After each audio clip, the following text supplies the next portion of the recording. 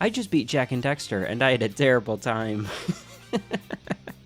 It's a great game, but I did not have any fun. So why did I do it? Well, I'm Tuna, and I'm beating every PS2 game. Now usually I use a random number generator, but last time I asked you guys for specific viewer-requested recommendations. Of course, it landed on Jak and Daxter, so here we are. So why did I hate this game, and how has it aged today? Is it still as great as you remember? Let's find out. The game opens with an opening monologue from a sage called Samos. He tells us about the world, a world littered with precursor artifacts, eco, and power cells. Who were the precursors? Why did they create the vast monoliths that litter our planet? How did they harness eco, the life energy of the world? I have asked the plants, but they do not remember. The plants have asked the rocks, but the rocks do not recall. Even the rocks do not recall.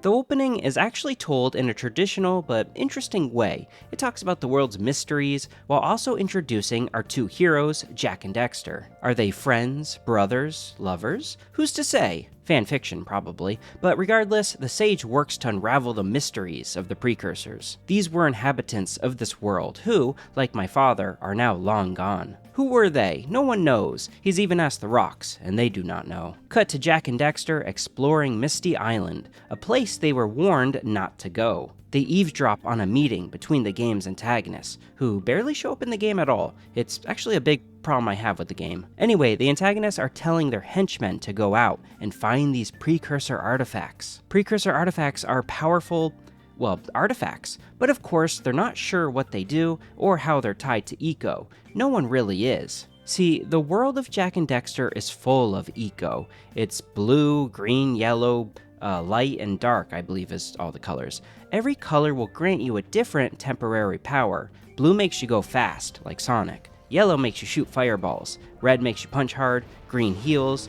Light does something. And dark turns you into a rat. Because while Jak and Daxter are trying to leave the island, they're caught by a minion, otherwise called a lurker. Jak throws a precursor artifact at it, which causes an explosion, knocking Daxter into a pool of dark eco. This transforms him into the sidekick comic relief character and voice of Jak, who doesn't speak at all in the first game. I believe he speaks in the other games, but I don't know, I think so. Anyway, if so, I'm looking forward to that. I don't like mute characters, even though I know you're supposed to roleplay as the character. I think that's the point of having a mute character, but in a platformer?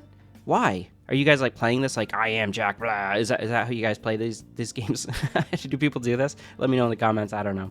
Anyway, maybe I should be playing it that way, but sorry, I'm a bit unhinged. Anyway, Jak and Daxter return to the sage Samos to ask him for help turning Daxter back into a human? Wait, they're humans? Wikipedia claims that these guys are humans, but they have elf ears. They clearly have different ears. They don't look human to me. Anyway, Samos is the green sage, meaning he's knowledgeable about green eco, not dark eco, which is what Daxter fell into. He's also kind of a father figure to the boys. I really like their dynamic. Look, old man, are you gonna keep yapping, or are you gonna help me out of this mess? I'm gonna keep yapping, because in my professional opinion, the change is an improvement. And besides, I couldn't help you if I wanted to. What? There's only one person who has studied Dark Eco long enough to have a chance at returning you to your previous form. Carl Acheron, the Sage. But he lives far to the north. Far, far to the north. Nobody has spoken to him in ages. I would teleport you there, but I can't do that either.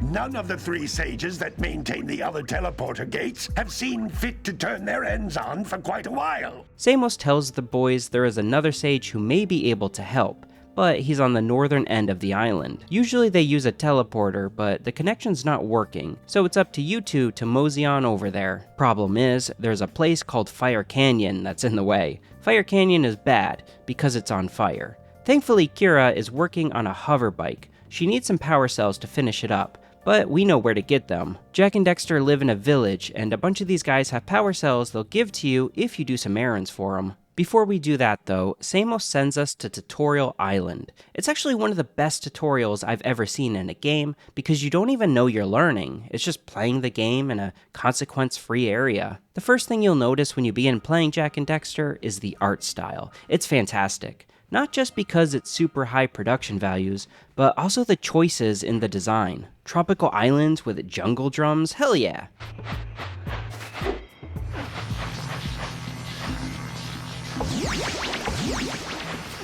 And every animation has Jak and Daxter stretching like they're a drawing. It's basically a cartoon come to life. This wasn't unheard of at the time, since 3D platformers were huge on the original PlayStation and Nintendo 64, but this was a big step up thanks to the PS2's hardware. We've had this style of game before, but just never looking this good. It's really interesting how game companies will change staff every few years, yet Naughty Dog's animations have remained consistently amazing, basically since the company was founded. You have Crash Bandicoot, Jak and Daxter, Uncharted, and Last of Us. I feel like it's rare that a company stays so consistent in its expertise. The only real change being the pivot from 3D collectathon games to third-person action games. I get that the leadership may have remained roughly the same, but am I to believe Andy Garvin is responsible for all these games looking the way they do? Maybe the animators yearn for the cubicles. So once you're controlling the game, you can run, jump, double jump, roll, high jump, crouch, punch, spin, undercut,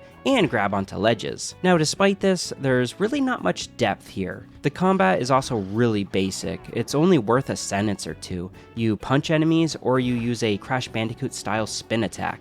And that's about it. Get too close to them and they'll hurt you. If you find yellow eco, you can shoot homing energy balls at them, and there's a tiny little bit of variation later on that I'll discuss later, but that's about it. My point is, you don't play Jak and Daxter for the combat. The combat is really bad. I've been gushing about the game, but the combat is by far the worst part of it. The maneuverability or platforming it's good, but it's also really shallow. This is not Mario 64. You can spin attack in the air to hover a bit, and that kind of slows your descent, but 90% of the platforming is just running and jumping. The tutorial island is great because you learn most of this here, but the enemies are dummies, and if you fall, you just land in the water. You also get to collect one of everything. Precursor orbs, which are often used to buy precursor power cells. Power cells, which are the main objective to collect.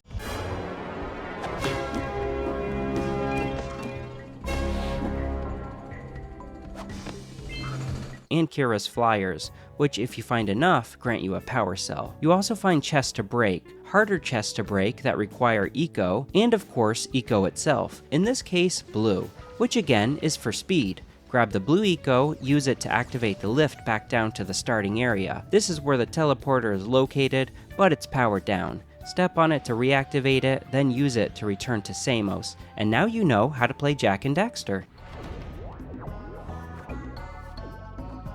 Good training, boys, but that's nothing compared to the challenges that lie ahead.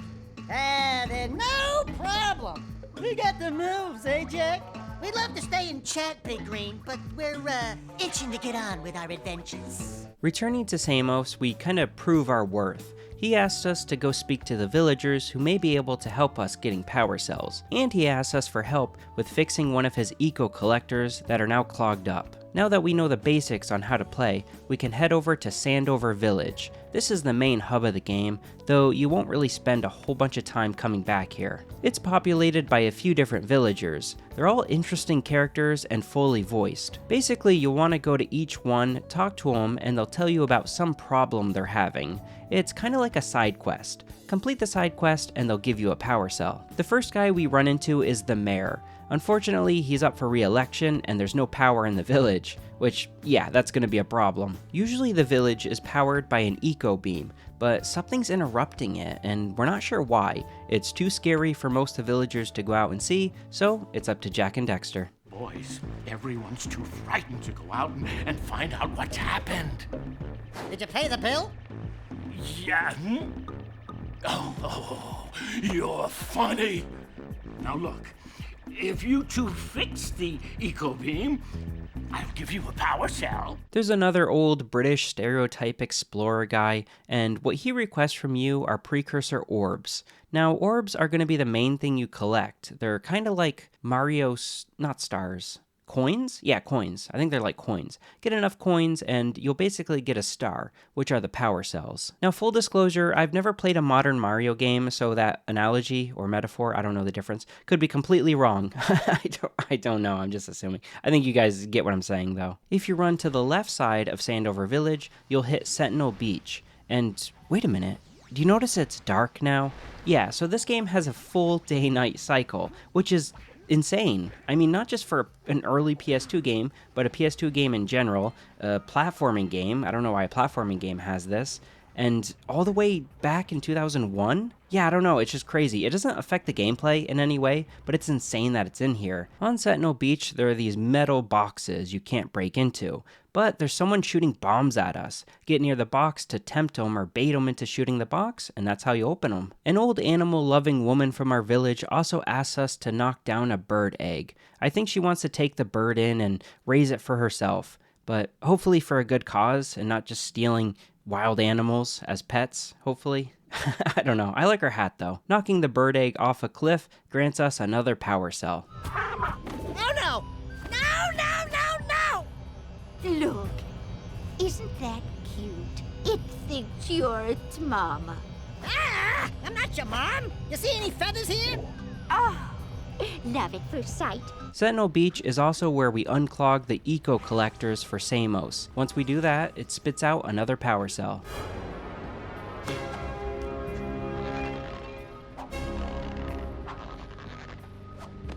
Well, I see that you two have finally decided to unblock my collectors.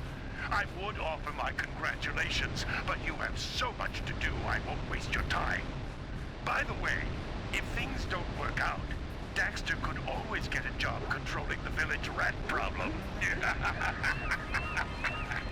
Now, near Sentinel Island, there are these weird stumps in the ground, like tree trunks. And I didn't know this at the time, but I think you're supposed to uppercut them, which is a move I didn't know at the time. I don't think the game also teaches you some of the moves. So I mentioned before, there's not much complexity with the movement and abilities, but there's a little bit. And what is there, the game, I don't think it ever outright tells you, like how to roll or how to uppercut. So you just gotta experiment and see what moveset that the game grants you. Not only can you get power cells by doing errands for villagers and doing quests and stuff like that, but sometimes they're just out in the world. I think this is a really good idea, and it really incentivizes you to explore. Like on Sentinel Beach, they have these Aztec or Mayan, I don't know the difference. They have these old ruins, and yeah, if you just explore them, you'll find another power cell. One thing that really surprised me while playing Jak and Daxter is the fact that you can swim. You don't instantly die touching the water, but if you go out too far, you actually can die. But it's really cool how they thought it up. You'll get this kind of tense music that builds up, and then all of a sudden a big fish eats you, which is probably the scariest thing in the game.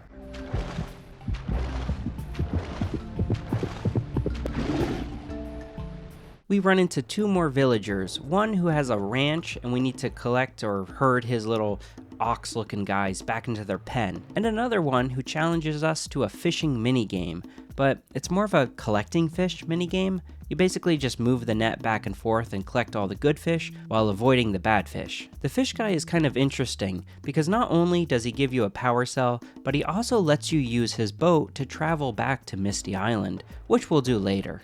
And you can use my boat at the village dock whenever you like.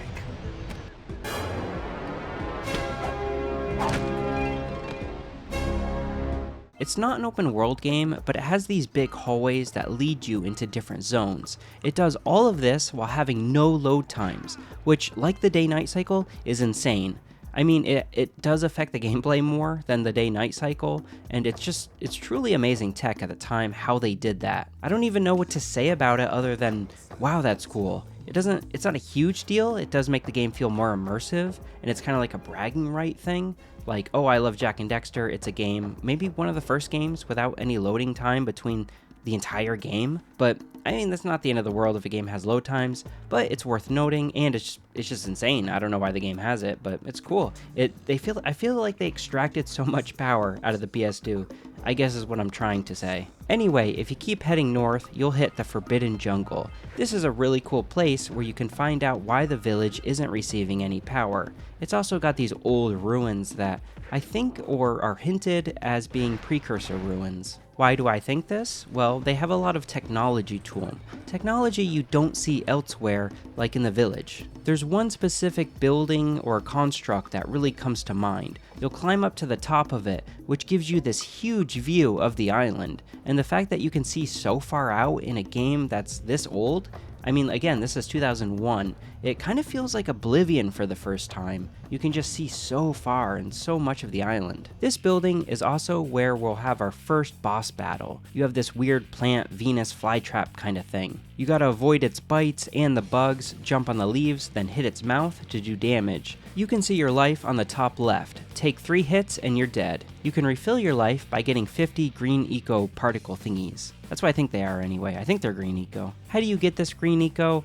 Well, you'll find it just out in the world. Once you help the fisherman with his boat, you can head back to Misty Island. This time there's no antagonist, just a bunch of creepiness. This island's also really cool for a lot of implications for the world building. So what I mean by that are like the skulls and bones of these old giant creatures. It lets your imagination run wild. It just makes the world feel bigger than it is, because when you actually play the game, there's actually not a whole lot going on if you really analyze everything, but the world building and the art design just makes it feel so much more vast than it really is. I mean that as a compliment, by the way. That sounds kind of negative how I said it, but it's definitely a compliment. On Misty Island is also where you'll find an arena. So it's not like Ratchet and Clank. You just have the enemies come at you, and you just spin attack them or punch them, and that's about it. Then you get a power cell. It feels really lackluster, or like it's missing something. Some showmanship or some cutscenes, dialogue, something to make it punchy and interesting. One small thing I really like about the game is every time you die, Daxter will give you this silly little monologue. It's not a big deal, of course, but it just adds to the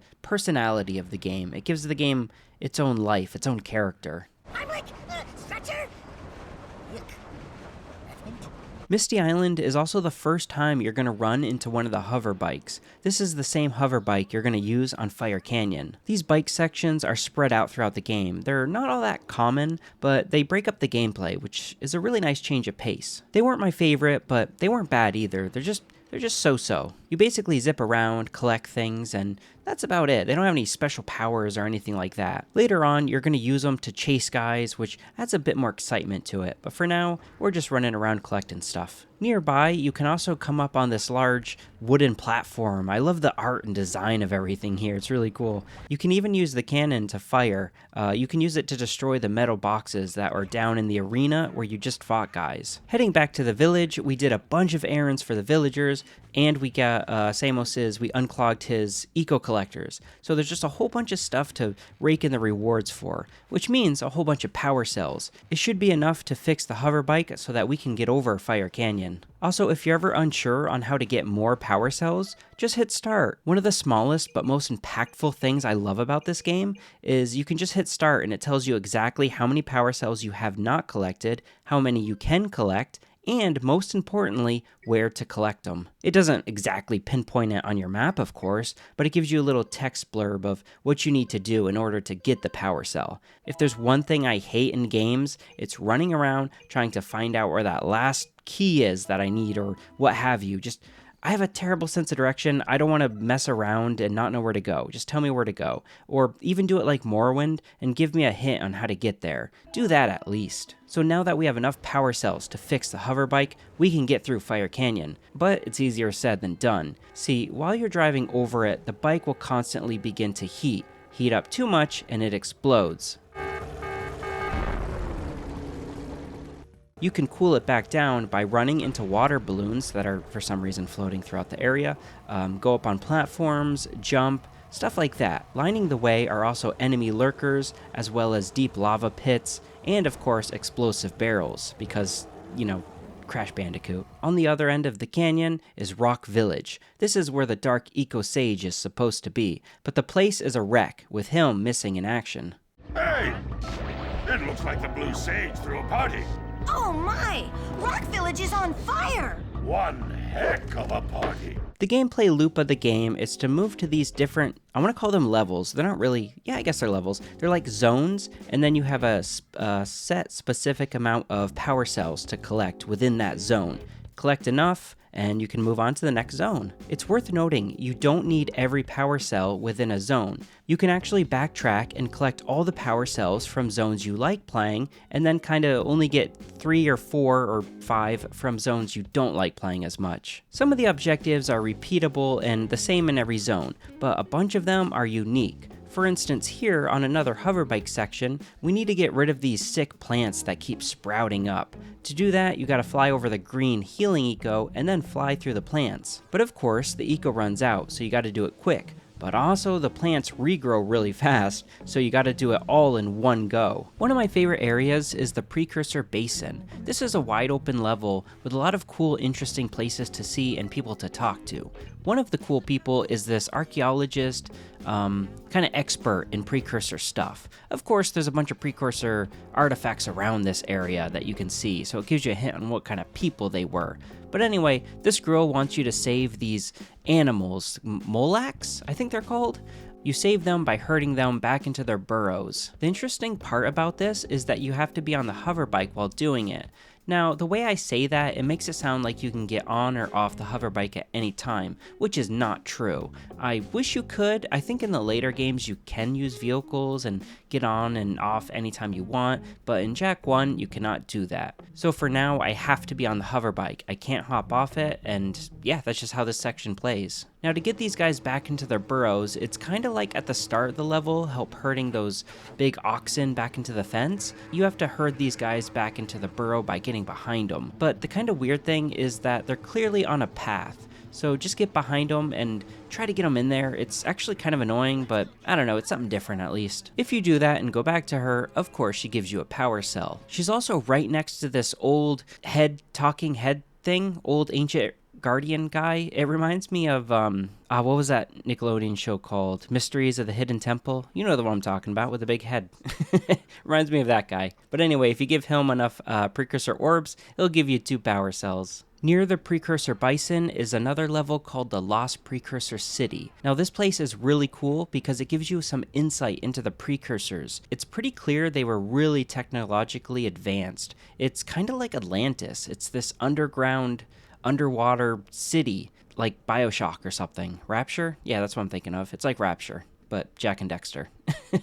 And less libertarianism, I think. This level doesn't change any of the core gameplay mechanics, but it just plays around with them in some really interesting ways. For instance, there's this kind of electrified water you can't step into, but it turns on and off, so sometimes it's safe, sometimes it's not. It's also heavy on the platforming. It does it in sort of a gamey mechanic because you have floating platforms or platforms that turn on and off. It's very reminiscent of early Mario games in that regard. But if it ain't broke, don't fix it. I ain't complaining. I misspoke a bit earlier because there is one section that is completely different from anything else in the game, and that's going down this slide while breaking the metal boxes but avoiding the explosive ones. It's not revolutionary by any standards, but it's really cool that it's in here, and like I say so often, it's variety to the gameplay. It's fun, so put it in here, why not? It's a platforming staple. Towards the end of this level, you're gonna have to rush back up while the Dark Eco races to catch you. You don't want to transform like Daxter did, or I don't know why Daxter transformed actually. I think we find out later, right? Can someone... Don't tell me, do not spoil why he transformed into a weasel rat thing. But I'm assuming that doesn't happen the same for Jak if he touches the Dark Eco. I think you just die. But again, please no spoilers for the series. I am going to play the entire series, including I want to play the PSP version as well. And maybe like a big retrospective at the end of it all. I think that'll be really cool. I want to see where the story goes anyway. After the Precursor City, we're going to head into the swamp. The swamp area is really cool. For one, it's not a sewer level, but it is adjacent, so I'm going to take it. And 2, the bad guys are using a dirigible to try to pull up an ancient Precursor artifact. Sounds spooky, but I love Zeppelins and anything that big flying machines I dig, so I'm here for it. Now Kira tells us that she can help us by outfitting a flute, I think it's called. It's kind of like a kangaroo bird or an ostrich. or something. I guess ostriches are kind of like kangaroos. I don't know why I said kangaroos. But anyway, it's a bird you can ride. It's like Joust. You ever play Joust? It's like that. We can't get it yet, but it's going to be in the swamp waiting for us. The swamp is also one of the few locations where you're actually contend with the wildlife as enemies. They act differently from the lurkers, whereas the lurkers you just punch or spin attack. Things like the bats in the swamp, you're going to have to avoid. I think crouching works, but sometimes it doesn't. It's a little iffy, so there's probably like a perfect way to do it that I didn't figure out, but they're not too difficult to get past either way. Like the bats, another enemy you're going to run into here are the rats. They're not at all like lurkers. They keep respawning from these spawn points that you can actually destroy, and you're going to have to do that. There's some points where you can use blue eco and blue launch pads to shoot yourself way up high. This is really cool, and it gives you a sense of space, just like in the start of the game, how you could see super far out. You don't see a lot of platformers doing this, especially at the time. And then we got to do this turret section where you just keep firing yellow eco at the rats. It's not difficult, it's kind of mindless, but I don't know, it's variety, and it only happens like twice in the game, so I can't really complain about it too hard. Either way, it is what it is. You do this for this hillbilly guy to help him out, and he gives you, of course, another power cell. Judging by the smell, I'd wager your bathtub sank in the mud long ago. What's a bathtub? Anyway, I got bigger problems now. Seems some nasty lurker varmints are grousing about, snatching everything they can get their grubby little paws on, and scaring away my pet hip hog, Farley. He's been missing for nigh on to a coon's age. I've been putting out his favorite snack. Those ornery swamp rats keep stealing them. Now the flute you actually find in the swamp, like I mentioned earlier, is super cool. You can get on it at any time, unlike the hover bike, but you only can get on it in certain sections, but these are sections you can usually run around in. So that's the difference is what I'm trying to say. It can hover as well, it has a really far jump, it has a really high jump. It's just fun to control, you know? You're gonna need to use it to get to these far off platforms. That's how you're gonna progress in the level. You can't do it on foot otherwise. We have to collect the yellow eco, then destroy the weights holding the dirigible in place. Once you destroy all of them, it goes flying, and then the Precursor artifact sinks back down into the swamp. We don't know what the Precursor artifact does, but we know it should not be in the hands of the bad guys. Samos notices a lot of lurkers in Spider Cave, so we need to go check it out. Now, I wonder if there's spiders in Spider Cave. Of course there are spiders in spider caves. But that's the least of your problems. The lurkers are after crystals of concentrated dark eco. You've got to destroy the crystals before those monsters get their hands on them. Up to it! While we're off to check out Spider Cave, there's a gondola that goes up to the mountaintop. Unfortunately, it's not working, but Kira thinks she can get it working, but of course, she needs 72 power cells, so we'll come back here later. I really dig the vibe of this area, all the volcano-ness and the Precursor orbs everywhere and the mine carts. I don't know, I like a good minecart level. Can we bring those back? I don't see them anymore. I do have a small nitpick for this game, and specifically this area. Sometimes it can be hard to tell what platforms you can step on and which you can't. I wish the coloring was just a bit different, or maybe the textures were a bit different.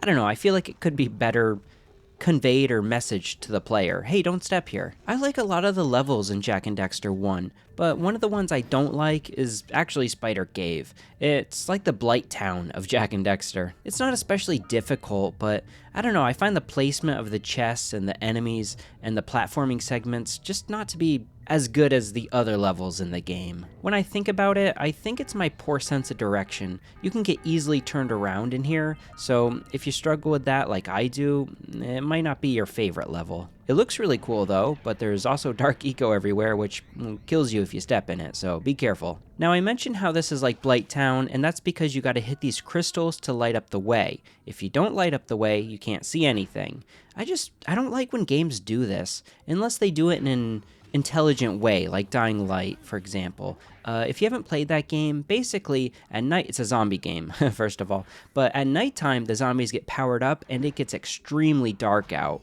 So, it's pretty spooky, you don't want to be out at night.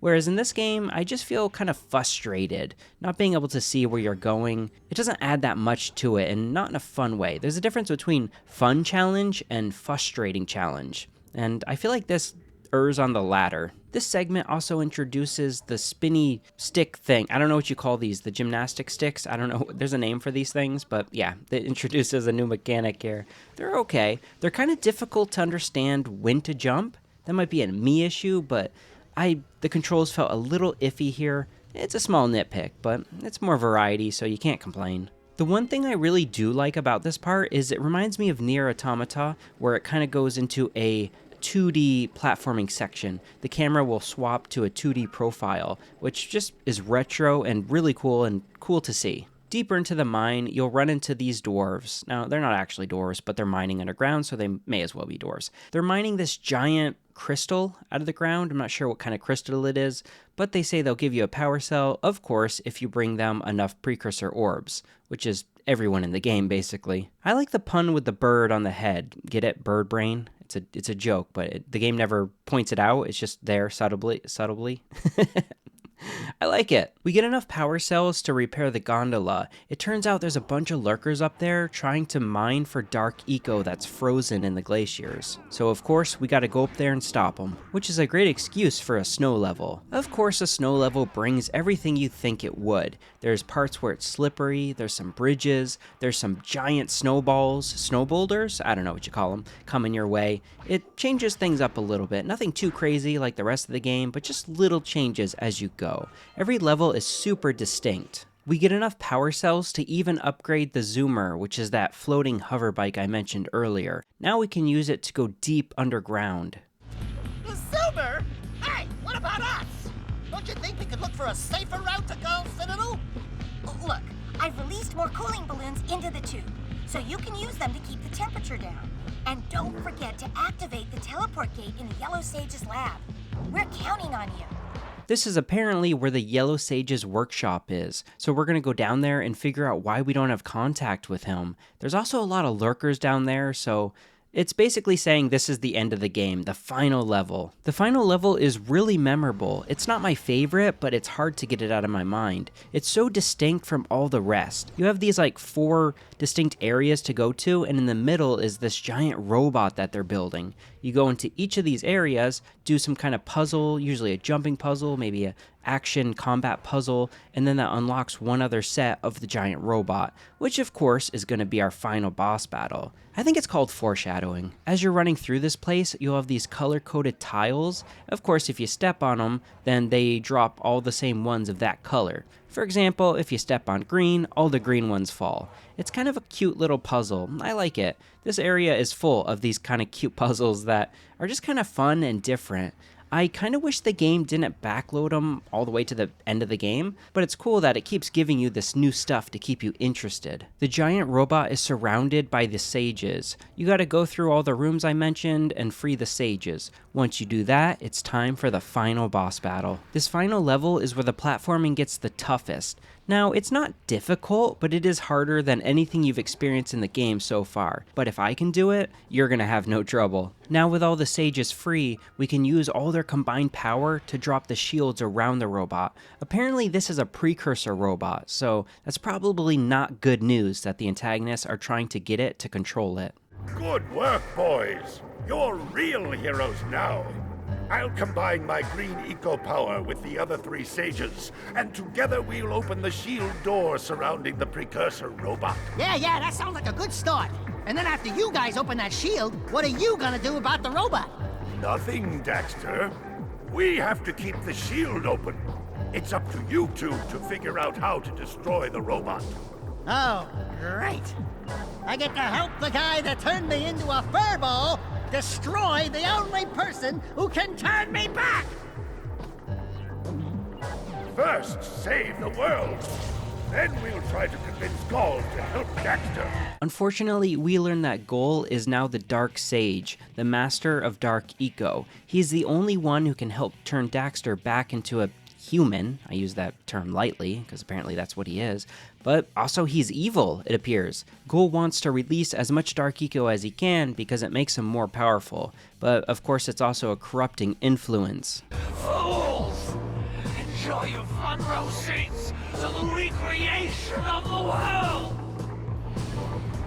With the shield down, Gaul and Maya jump into the precursor robot and go up to the top. and we gotta chase them. So now it's time for the final boss battle. This game doesn't have a lot of boss battles, I think like 3 or 4 maybe. They're kind of forgettable to be honest, but the last one is pretty fun. The Precursor robot is this giant mosquito looking thing. It shoots these fireballs at you that you gotta dodge, and then it summons dark lurkers to try to get you. So you'll be using a lot of yellow eco here to kill the lurkers, and then you gotta shoot fireballs at the boss battle at specific times. It's kind of like a very traditional gamey boss battle. It reminds me of Batman Arkham Asylum. If you played that game, those boss battles are very similar. I dig boss battles like this. They'll have a pattern you can kind of memorize and only a specific hit window where you can do damage. I don't know, it feels very much like a video game, but in a good way. I hope that makes sense. I'm kind of rambling, but I hope that makes sense and gets my point across. I keep referencing other games to kind of hopefully help you understand where I'm coming from. But yeah, anyway, for this boss battle, I give it 2 thumbs up. I digged it. I also like when it explodes and you gotta do the big jump and you can see all around you. I don't know, that never got old. We have one more hit to do on the giant robot, and Daxter has to make a choice. He can either destroy Gul and Maya, which saves the world, but also they're the only people who can help him turn back. So does he keep him alive and potentially turn back into a human? Or does he save the world, but remain as a rat weasel? Stay fuzzy. Save the world. Choices. Okay, fine. We'll save the world. But do it quickly before I change my mind. With the combined power of all the ecos together, that creates light eco, which Jak uses to finally put an end to Gul and Maya.